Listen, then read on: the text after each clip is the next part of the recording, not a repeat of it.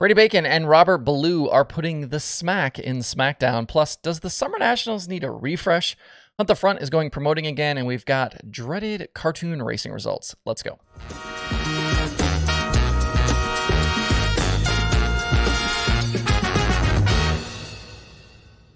It's Tuesday, August 23rd. I'm Justin Fiedler. This is Dirt Tracker Daily. The Sprint Car Smackdown is coming to Kokomo Speedway this weekend for the USAC National Sprint Car Series, but the Smack Talk has already started this week. Robert Ballou and Brady Bacon have been having a bit of a back and forth for a while now. They had a run-in at Gas City during Indiana Sprint Week with Bacon ending up crashed. And then later that week at Lincoln Park, right as Bacon was taking the lead from Mitchell Moles with 2 laps to go, Ballou tangled with Kevin Thomas Jr., which then brought out a caution and erased Bacon's move.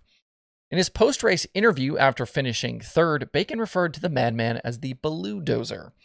So fast forward to this week in advance of SmackDown, Ballou has released t-shirts featuring his number 12 sprint car with a bulldozer blade on the front. The blade says "pushing through the BS," and the headline on the shirt is "the Ballou Dozer." And of course, not to be outdone, Brady Bacon dropped his SmackDown shirt yesterday, which features his 69 machine appearing to make a pass on a yellow piece of equipment. Has Madman across the top of the windshield and a number 12 on the side. There seems to be some discussion about the piece of equipment being a front end loader and not a bulldozer on Bacon's shirt, which even Ballou himself has commented on, but I think the point has been made either way. I like the rivalry, I like the shirts, I like the talk. Now, hopefully we'll get to see the two go wheel to wheel this coming weekend at Kokomo. That would pay this whole thing off very nicely. SmackDown starts Thursday, and we'll get more into that event later in the week.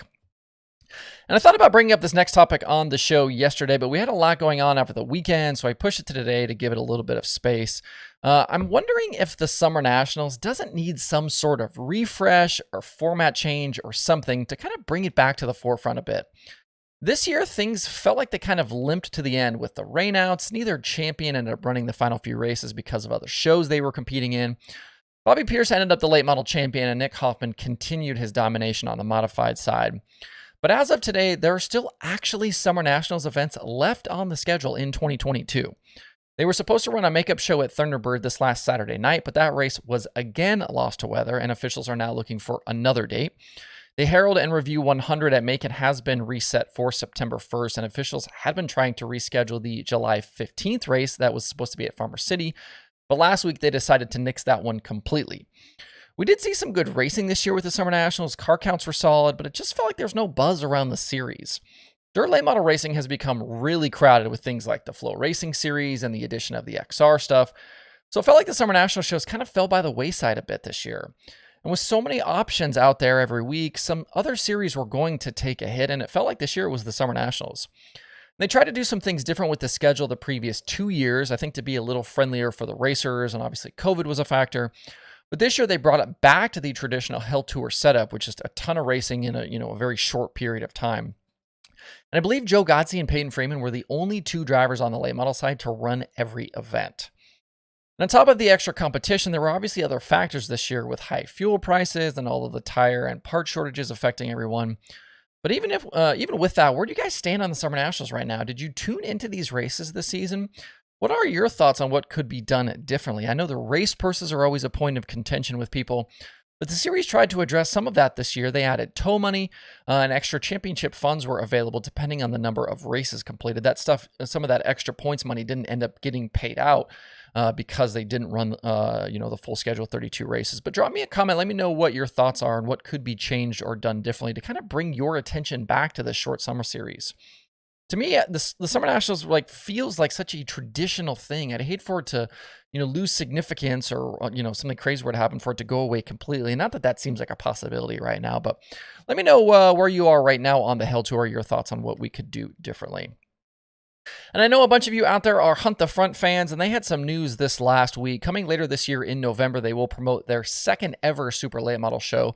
They're going to do a 2-day event at Deep South Speedway in Alabama. The Friday prelim show will pay $5,000 to win and $500 to start.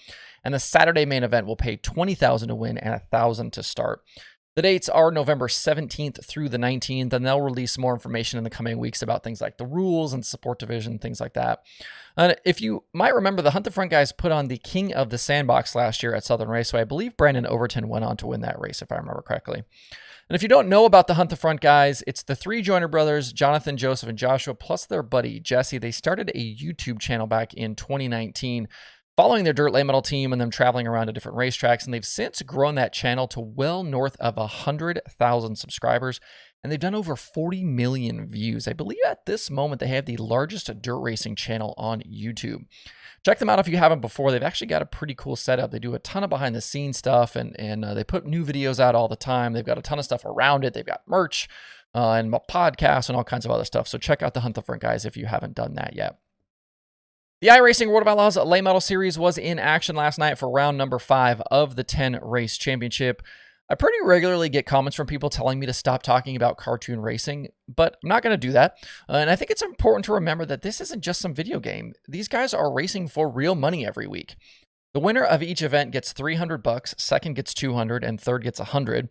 And then the champion at the end of the season takes home $10,000. That's not virtual money, that's real money.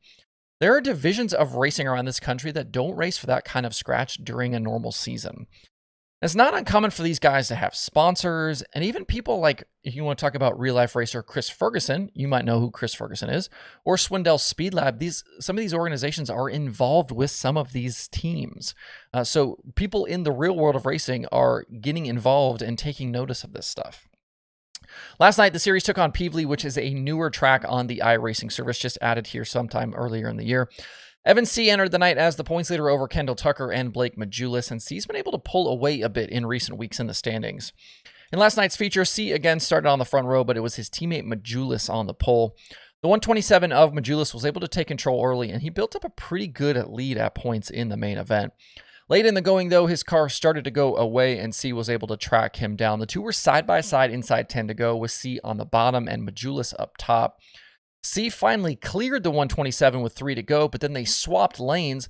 Majulis jumped to the bottom and was able to get back by and get to the lead with a couple of sliders, and then he was able to drive off to the win. C settled for second with Barrett Bishop in third. With the season halfway done now, C will still leads the standings with Majulis now up to second. He's 46 points behind. Kendall Tucker is back to third. He finished 14th last night, so lost a little bit of ground to the leaders. Series will take on Kokomo next Monday night at 9 p.m. Eastern on YouTube and Dirt Vision. Remember, you can watch these shows live for free.